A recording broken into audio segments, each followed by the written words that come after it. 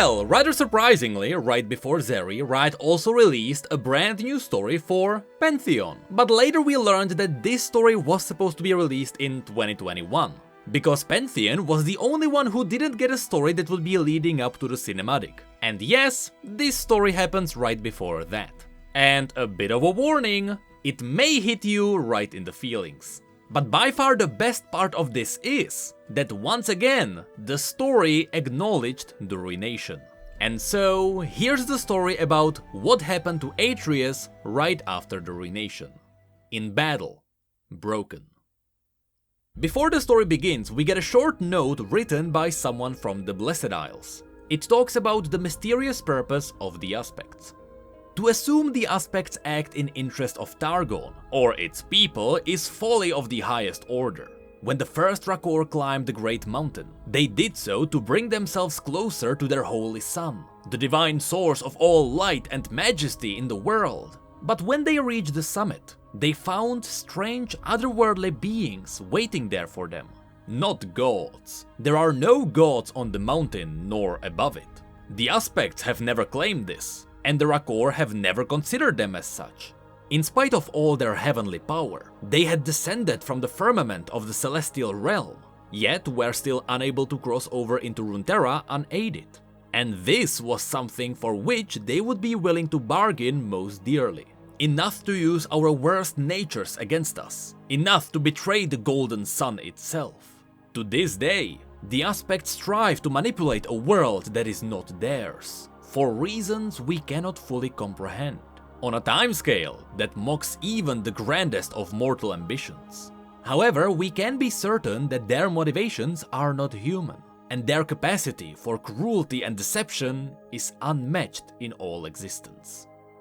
From Tribe of the Last Sun, by Hierarch Malguza of Helya. This note finally confirms a really interesting thing, that Aspects are not gods, and they do in fact just come from the celestial realm, which sometimes may be referred to as Targon Prime. And it was confirmed that these Aspects from the celestial realm can't pass into Runeterra, so they are using humanity for their purposes. Connected to this, I also want to mention a really interesting thing that happens later on in the cinematic. You see, I thought the gate in the cinematic was simply the gate to the very peak of Mount Targon, because the peak itself serves as a gateway to the celestial realm. But in fact, it was confirmed that gate was leading to Targon Prime directly. So whatever Atreus plans to do later on, he's ready to fight the celestial beings themselves. But now, let's get to the story.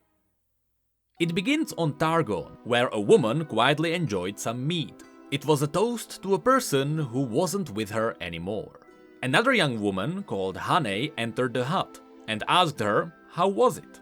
That's when it was revealed that this woman was none other than Iula, whom you may know from Legends of Runeterra.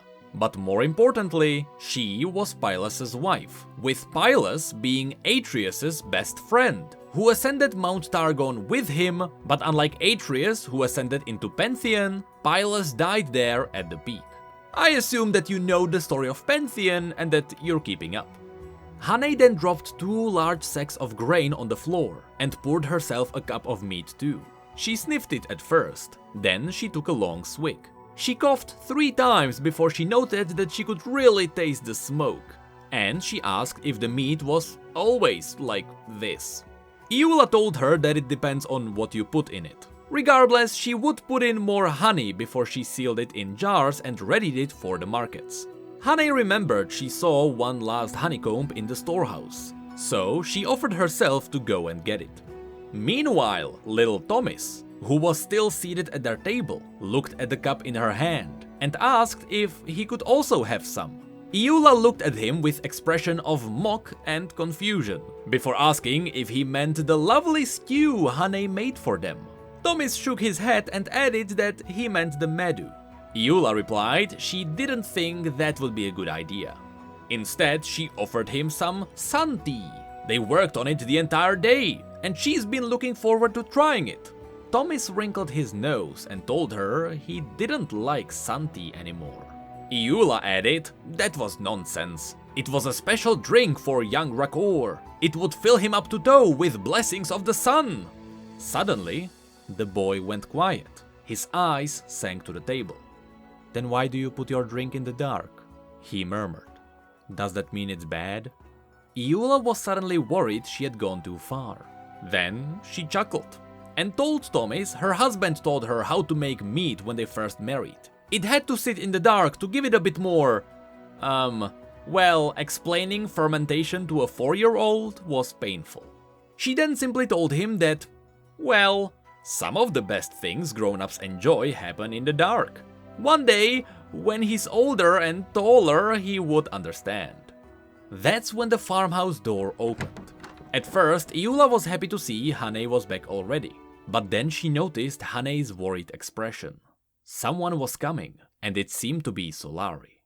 Iula strained her eyes into the distance, beyond the fields of Empyrean wheat, and true enough, she could make out a distant man, clad in dulled, broken battle plate. He was moving slowly through the crop, but there was no doubt he was coming towards the farmhouse. She steeled her nerve and walked outside. "Greetings, friend," she called out. "May the sun's light be upon you. I hope your journey through the mountains has not been too hard." The man did not respond, nor hold his approach. Iula continued. "I can offer you food and water, but I'm sorry to say warriors are no longer welcome in the house that I once shared with my beloved. Perhaps you've heard of him, Bylus of the Rahorak, a worthy hero of the Solari, some 40 years past. I have the countenance of the priesthood in recognition of his service. You will find no enemies here, I assure you." Still, the man did not respond. He crossed the bottom ditch. He was now barely 100 yards from the house. That's when Iula sent Hane to get her husband's sword.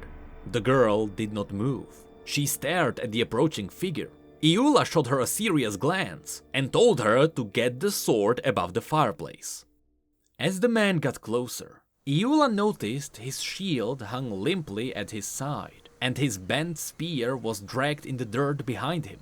She did not know why the man came, but if he meant the three of them harm, she would be ready to fight back. Seconds later, Hane returned, clutching the sword to her chest. The warrior was now on the path to the house. He stumbled, and Iula noticed his left sandal was flapping loosely from his bloodied foot. Her heartbeat thundered in her ears. "Atreus?" The warrior stopped at the sound of his own name. The spear slipped from his grasp, and then he was falling. Though neither of them consciously intended it, Iula and Hane both lunged forward in a vain attempt to catch him. Some instinctive mortal reaction to seeing true divinity humbled and laid low. But of course, they could not. Atreus, once known as Pantheon and the aspect of war, crashed face first onto the flagstones, his helm seeming to ring like a cracked temple bell as it rolled away into the dusk.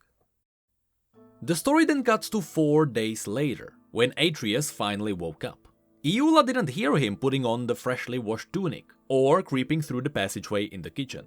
She first knew of his recovery when the smell of burning reached her nostrils. She immediately called for Hane to get Thomas. There was smoke in the passageway. She then remembered that Hane left for the markets a few hours ago, so Iula had to deal with this herself. She turned the corner and stopped abruptly. Atreus was crouched before the bread oven in the fireplace, frantically fanning a small blaze with his shield. His eyes were raw from the smoke, his hands smeared with flour and soot. He looked over his shoulder at Iula. "Forgive me," he choked. I don't know what I... She let out a cry of exasperation and grabbed a flagon of water from the pantry. "Get out of the way, you big oaf." Steam billowed from the oven as the fire was quenched. Iula coughed and wheezed. Then she glared at the warrior standing sheepishly in the middle of the room. "What are you waiting for? Get the damn door open!" She snapped at him. Atreus opened the door, then thought for a moment, and started moving it back and forth to waft fresh air inside.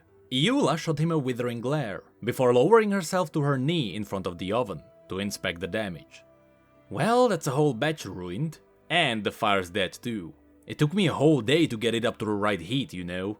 She jabbed a thumb over her shoulder in Atreus' direction. I told you the last time you were here. You will never be a baker. Just give up. He continued to waft the door as if it were the most important task in the world. The girl, he murmured. She asked me to mind the bread before she left. Iula got back to her feet with some effort. You spoke to Hane? Atreus nodded. Iula noticed that Atreus would not look her in the eye. Instead, he kept his gaze on the floor between them. And she couldn't shake off the feeling that now he looked lesser than she remembered. He didn't radiate his stubborn defiance. Atreus then told her he wanted to find something to repay her years of kindness to him. To which Iula replied, he should probably find something outside of the kitchen. Maybe she would let him till the fields. Hopefully he wouldn't set the mud on fire, but she wouldn't be surprised if he did. A glimmer of smile crossed Atreus' face, but it was only a glimmer. He then glared to the passageway. Thomas was standing there, peering around the corner. Iula told him to come out and say hello. This was the man they've been helping. They've been friends for very, very long time, although he didn't look like it. The boy did not move, neither did Atreus. Iula sighed, trudged over and picked up the boy. Walking into the kitchen, she explained that Thomas was afraid of Atreus. He was the first soldier he had seen since he was orphaned. Atreus looked from Iula to Thomas, and back again. He is not yours? Iula laughed. Are you being serious? I'm never quite sure with you. Atreus' eyes fell to the floor again. I don't... No, Atreus. I can tell you this very young boy is not my son. And before you ask, no, Hane is not my daughter either. I'm 68 years old, and I know I look it. So don't try to flatter me into forgiving you for the burned bread either. I know you don't ever seem to age, but the rest of us mortals bloody well do. She then looked directly at Atreus and saw something she had never seen before. His eyes were brimming with tears. He was trembling. She made to take a step toward him, but Thomas squirmed uncomfortably, so instead she sent him to his room. When he was gone, she continued. You've been gone for so long, she said, reaching out to place a reassuring hand on his arm.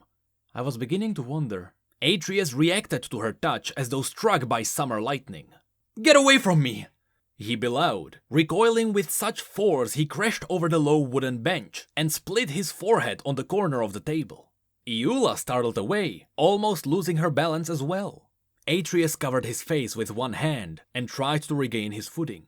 He backed into the space behind the open door and brought his knees up like a wall between him and the rest of the world. Don't touch me, don't touch me, don't touch me. He repeated again and again underneath his breath. It had pained her to see him physically broken, but Iula knew now that the wounds he must recently have suffered ran far deeper than his flesh. And that hurt her more than anything else she could imagine. She folded her arms tightly across her chest, sobbing gently, grasping the fabric of her smock, and sank down to sit opposite him on the floor. They sat there for some time. Iula said nothing for a long while. Eventually, she asked, "What happened to you, old friend?" "I don't know. I don't really remember." "What do you remember? Do you recall the last time you were here? The last time we saw each other?" He frowned a little. "I think so. How long ago was it?" 6 years, Atreus. I haven't seen you in 6 years. Her words seemed to hang in the air longer than she had intended. She watched him attempt to process them in light of whatever it was he wanted to tell her. I think I went back to the peak," he murmured. "I think I climbed the mountain again." Iula's eyes widened. "But I know, it shouldn't be possible, and yet, there it is." It was beyond anything she had ever considered. Certainly there were legends that predated even the empire of Shurima, of climbers who reached the summit of Mount Targon and yet were claimed by no aspect, who then managed against all odds to make their way back down and return to their people.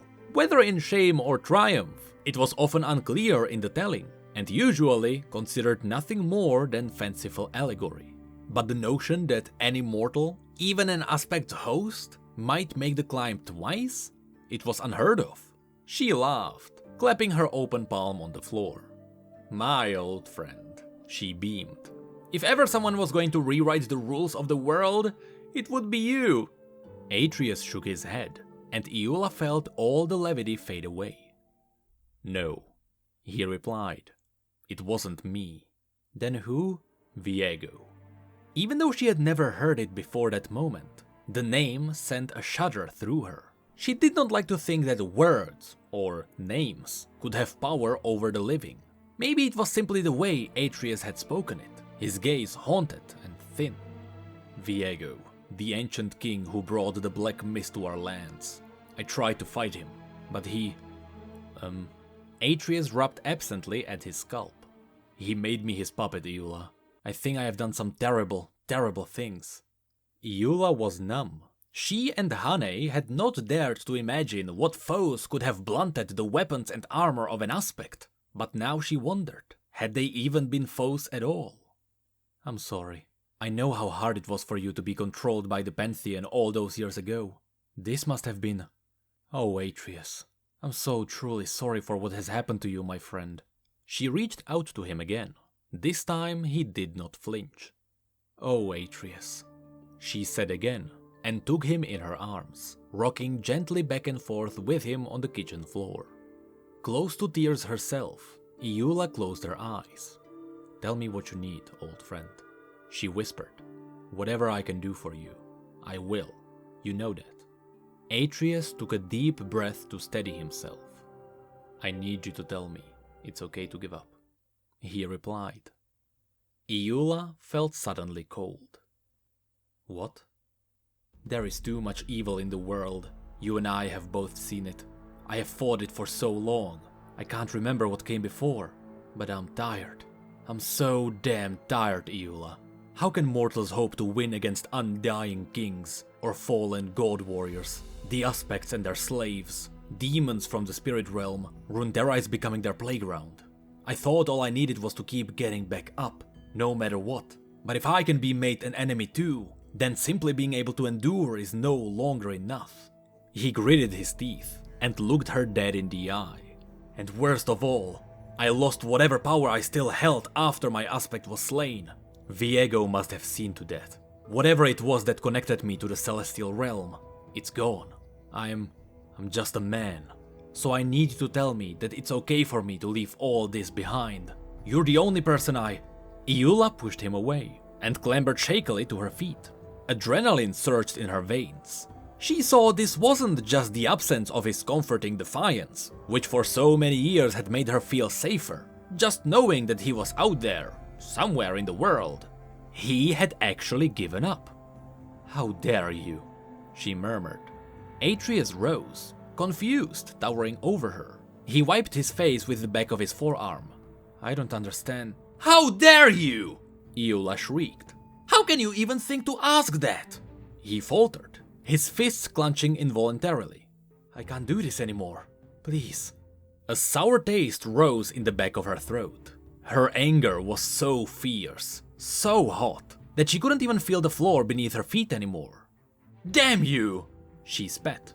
Damn you, coward! How dare you say that to me? Iula, please, listen to... She slapped him, hard across the face. And again. He did not try to defend himself, but only stared down at her, dumbfounded, his cheek reddening quickly. Iula could not weep. She was too enraged.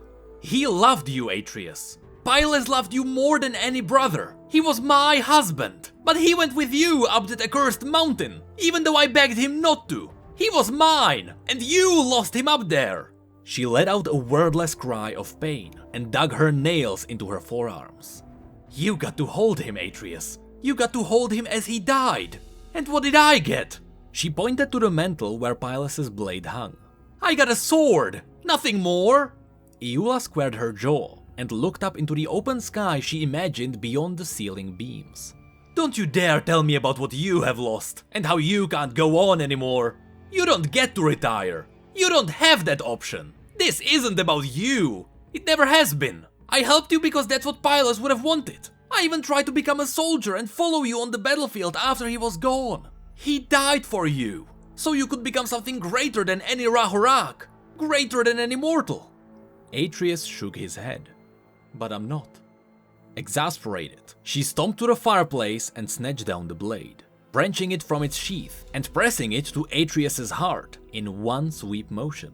Then we don't need you. We may as well let the aspects have their war, and let that be the end of everything. The tip of the sun-tempered steel parted the threads of his tunic, and drew a trickle of blood from his breast. He looked down at the small crimson spot, slowly spreading across the fabric. Then he looked back at Iula. What war? He asked, his voice sounding weak. She tightened her grip on the sword, realizing only then that she did not know how she expected this to end. The Solari, Atreus. They see heresy everywhere, and they are not just killing anyone they suspect of being Lunari, but anyone suspected of harboring them too. Unable to take a hand off the hilt, she nodded instead toward the open passageway. Thomas isn't our settlement. The Rahurak butchered them. This is what happens when aspects cloak themselves in mortal superstition. Your former brethren have been driven into the darkness by the blinding light of their new savior. Something like recognition flickered across Atreus's features, as if he were trying to recall a fading dream. And the aspect of the moon, of course. She has not yet stepped forward to lead the Lunari. How much worse will it get once she does? You swore that you would stand against them, Atreus. That you would not let this world's fate be decided by such inhuman monsters, even when they choose to do nothing. I'm sorry for what has happened to you. I truly am. But I cannot let you break your oath. Not now. Atreus slowly, deliberately closed the fingers of his right hand around the sword blade. Killing either the aspect of the sun or moon will not end the conflict in Targon, just like the death of war did not lead to eternal peace. Shut up. Stop trying to justify what you want, and do what you know you should.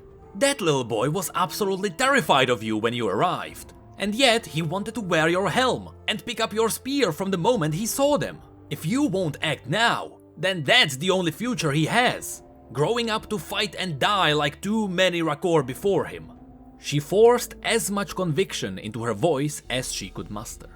You need to get back up, Atreus.